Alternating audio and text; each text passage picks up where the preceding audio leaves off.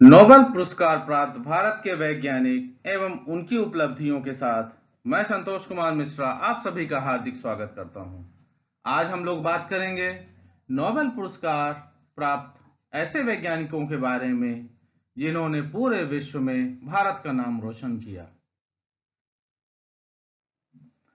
ये वैज्ञानिक हैं सीवी वेंकटरमन, एस चंद्रशेखर, हरगोविंद खुराना एवं वेंकटरमन राधाकृष्णन। ये चार वैज्ञानिक भारतीय मूल के हैं। इनके अलावा एक और वैज्ञानिक के बारे में मैं आपसे बात करूंगा लास्ट में, जो ना तो भारतीय थे ना भारतीय मूल के थे, लेकिन उनका कर्म क्षेत्र भारत ही था। चलिए शुरू करते हैं। सबसे पहले बात करते हैं चंद्रशेखर वेंकटरमन अर्थात सीवी रमन जी के बारे में। बहुत ही महान वैज्ञानिक, भारत के सबसे पहले प्रथम ऐसे व्यक्ति हैं जिन्हें नोबेल पुरस्कार से सम्मानित किया गया। सबसे पहले भारतीय और सबसे पहले एशियाई वैज्ञानिक।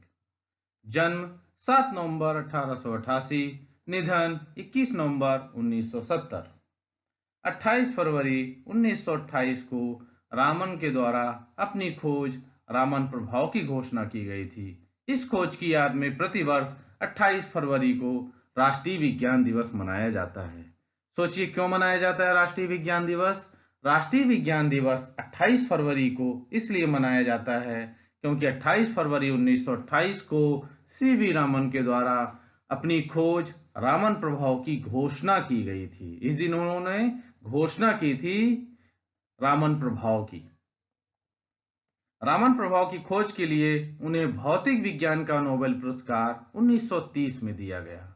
1930 में भौतिक विज्ञान का नोबेल पुरस्कार इन्हें दिया गया। नोबेल पुरस्कार से सम्मानित होने वाले प्रथम भारतीय व एशियाई वैज्ञानिक थे ये। 1954 में भारत रत्न से सम्मानित किया गया। प्रथम वैज्ञानिक जिन्हें भारत रत्न से सम्मानित किया गया 1954 में सीवी वेंकटरमन को। 1957 में पूर्व सोवियत संघ ने अंतरराष्ट्रीय लेनिन पुरस्कार से इनको सम्मानित किया। श्री रामन ने संस्थानों की भी स्थापना की, जिनमें हैं प्रमुख भारतीय विज्ञान अकादमी 1934 में एवं रामन अनुसंधान संस्थान बेंगलुरु 1948 में। बहुत ही महान वैज्ञानिक चंद्रशेखर वेंकटरमन। अब बात करते हैं हरगोविंद खुराना जी के बारे में। हरगोविंद खुराना भारतीय मूल के प्रसिद्ध वैज्ञानिक थे। जन्म 9 जनवरी 1922, निधन 9 नवंबर 2011। जेनेटिक कोड की भाषा समझने और उसकी प्रोटीन संश्लेषण में भूमिका प्रतिपादित करने के लिए सन 1968 में इन्हें चिकित्सा विज्ञान का नोबेल पुरस्कार संयुक्त रूप से प्रदान किया गया। क्या भूमिका थी इन्होंने कौन सी खोज की थी? तो इनका सबसे बड़ा योगदान था जेनेटिक कोड को डिकोड करना, जेनेटिक कोड की भाषा को समझना और उसकी प्रोटीन संश्लेषण में भूमिका प्रतिपादित करना। इसके लिए इन्हें नोबेल पुरस्कार से सम्मानित किया गया। खुराना ऐसे पहले व्यक्ति थे जिन्होंने कृत्रिम जीन का संश्लेषण करने में सफलता प्राप्त की। बहुत ही महान क्रांतिकारी कदम, इन्होंने कृत्रिम जीन का संश्लेषण करने में सफलता प्राप्त की और उनके इसी अनुसंधान के बाद से जेनेटिक इंजीनियरिंग को विज्ञान की नई शाखा का दर्जा मिला। जेनेटिक इंजीनियरिंग को विज्ञान की नई शाखा का दर्जा कब मिला? जब इन्होंने कृत्रिम जीन का संश्लेषण करने में सफलता प्राप्त कर ली। इन्हें भारत सरकार द्वारा 1998 में पद्मश्री एवं 2009 में पद्म विभूषण से सम्मानित किया गया।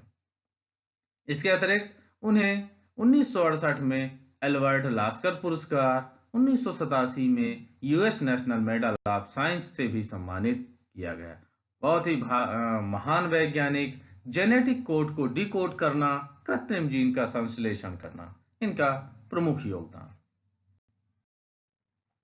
अब बात करते हैं भारतीय मूल के प्रसिद्ध खगोल विज्ञानी सुब्रमण्यन चंद्रशेखर अर्थात एस चंद्रशेखर जी के बारे में।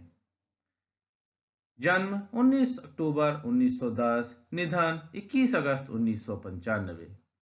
इनका मुख्य कार्य, इन्होंने तारों की संरचना एवं विकास पर सैद्धांतिक अध्ययन के लिए इन्हें सन 1983 में भौतिकी का नोबेल पुरस्कार संयुक्त रूप से दिया गया। क्या था उनका योगदान? तारों की संरचना एवं विकास का सैद्धांतिक अध्ययन इन्होंने किया और इसी वजह से इन्हें 1983 में भौतिकी का नोबेल पुरस्कार दिया गया। खगोलकी के क्षेत्र में उन्होंने श्वेत वामन तारों के द्रव्यमान से संबंधित चंद्रशेखर सीमा की प्रख्यात खोज की। श्वेत वामन तारों के द्रव्यमान से संबंधित इन्होंने चंद्रशेखर सीमा की खोज की और इसके द्वारा उन्होंने श्वेत वामन तारों की अधिकतम आयु सीमा निर्धारण का मार्ग प्रशस्त किया। चंद्रशेखर सीमा के प्रतिपादन के फलस्वरूप न्यूट्रॉन तारा एवं ब्लैक होल का पता चला। बहुत ही महान वैज्ञानिक, भारतीय मूल के वैज्ञानिक एस चंद्रशेखर। अब बात करते हैं वेंकटरामन रामकृष्णन। वेंकी रामकृष्णन के नाम से प्रसिद्ध वेंकटरामन रामकृष्णन का जन्म 1952 में हुआ। भारतीय मूल के प्रसिद्ध वैज्ञानिक जिन्हें 2009 में रसायन शास्त्र के नोबेल पुरस्कार से संयुक्त रूप से सम्मानित किया गया। 2009 में रसायन शास्त्र के नोबेल पुरस्कार से संयुक्त रूप से इन्हें सम्मानित किया गया। इन्होंने राइबोसोम की आणविक संरचना एवं कार्य प्रणाली के संबंध में अध्ययन किया। इनका अध्ययन किस क्षेत्र में था? राइबोसोम की आणविक संरचना एवं कार्य प्रणाली के संबंध में इन्होंने अध्ययन किया एवं 3D तकनीक के माध्यम से समझाया कि किस तरह राइबोसोम अलग अलग रसायनों के साथ प्रतिक्रिया करते हैं। इन्हें 2010 में भारत सरकार ने पद्म विभूषण से सम्मानित किया। वेंकट रामकृष्णन राइबोसोम की आणविक संरचना एवं कार्य प्रणाली के संबंध में इन्होंने अध्ययन किया। अब बात करते हैं एक ऐसे वैज्ञानिक के बारे में जो भारतीय नहीं थे लेकिन इनका कर्म क्षेत्र भारत ही था। नाम है रोनाल्ड रॉस। इनका जन्म 13 मई 1857 को उत्तराखंड राज्य के अल्मोड़ा में हुआ था। उत्तराखंड राज्य के अल्मोड़ा में इनका जन्म हुआ था। निधन 16 सितंबर 1932।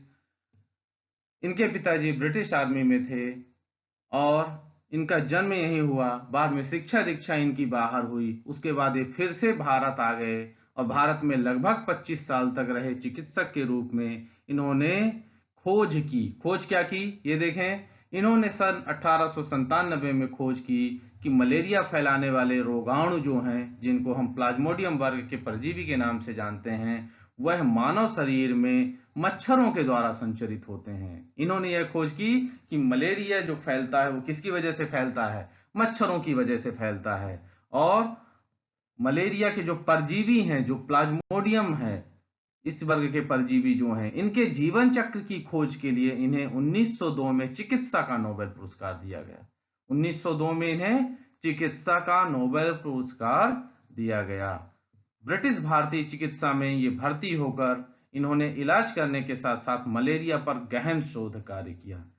लगभग 25 वर्षों तक इन्होंने चिकित्सा सेवा में यहाँ भारत में रहते हुए इलाज किया और इलाज करने के साथ साथ इन्होंने मलेरिया पर गहन शोध कार्य किया। बाद में ये 1899 में इन्होंने भारत छोड़ दिया और इंग्लैंड चले गए। तो जब भी बात होती है भारतीय वैज्ञानिकों के बारे में जिन्होंने नोबेल पुरस्कार प्राप्त किया है, तो इनका भी जिक्र अवश्य आता है। भले ही ये भारतीय वैज्ञानिक नहीं है, लेकिन इनका कर्म क्षेत्र भारत ही था। पूरे 25 वर्षों तक इन्होंने भारत में अपना काम किया, भारत में चिकित्सक के रूप में अपनी सेवाएं दी और मलेरिया के संबंध में महत्वपूर्ण खोज की। उम्मीद करता हूं आज के वीडियो आपके लिए उपयोगी होगा। आप सभी का बहुत बहुत धन्यवाद।